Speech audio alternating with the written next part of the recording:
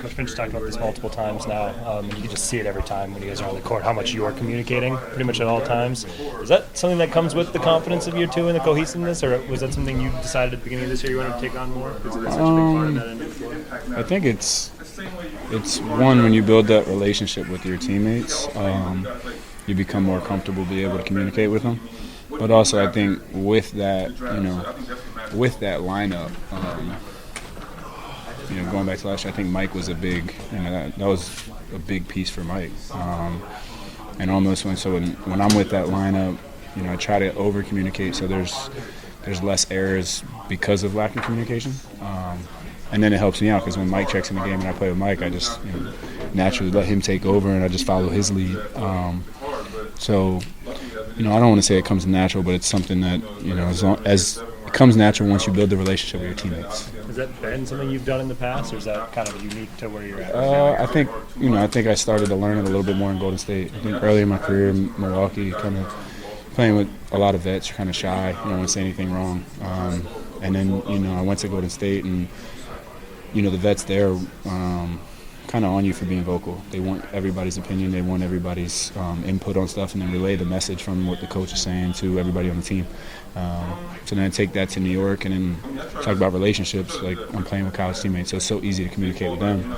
And you come here and you're trying to fit in the first year, and now this year it's, comfortable, feel home. The guys are, they feel like close friends, brothers. Like, that starts to take over, and then you get to just communicate naturally. With Jaden, it's not really like a super small sample size of his three-point shooting. I mean, this really seems like it's sticking. What have you seen of the shot or the confidence or whatever that's made him that? I've been seeing it. I shoot with Jaden after shoot rounds at practice, and just to see him, it's the confidence. Like, everybody knows he can shoot the ball, but it's him. When you see a couple go in, the rim gets bigger.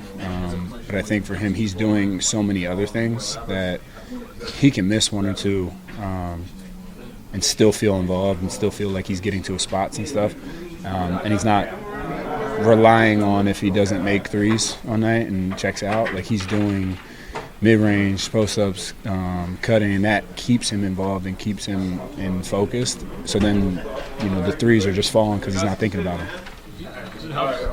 Everybody, you think how much more frequently you guys are getting the ball to, like, the second side, knowing if I miss this, it might not be the only time I touch it in the next 3 minutes? I think that comes with the pace that we're playing with. The faster we play, I think our turnovers go down, and the quick, good decisions, go up.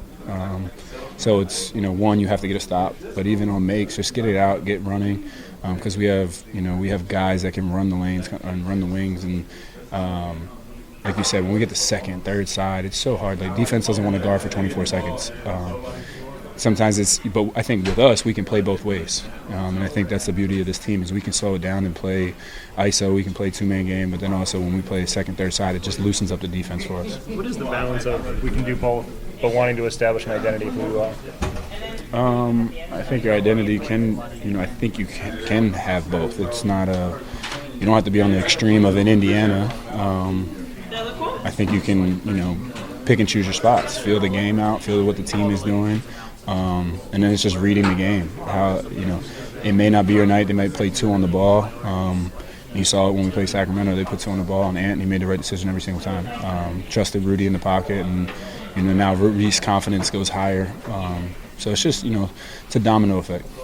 Donte, just when Nas is in the groove like he has found, it feels like the last few games, just what is the difference does that make him coming off the bench? It's huge. It's huge. I mean, he's a starter coming off the bench for us, and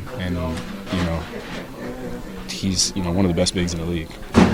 The way he can space the floor, the way he can handle the ball, it gives us such a unique lineup of what we can do. We can play him with so many different guys, and when he's shooting the way he's shooting right now, it opens it up for everybody else to get downhill.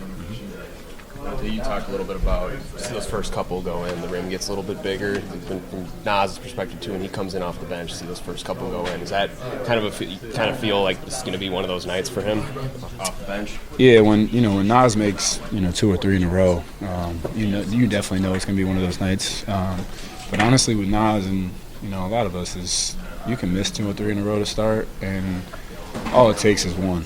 All it takes is one, and then, you know, they start falling, and you just can't think about them. I think when we start getting in our head about we got to make this shot, the next one doesn't go in. But when we trust the movement of the ball, the second, third side actions, and just staying confident, like we can miss 4 or 5 in a row, you know that the next one's going in. Thank you.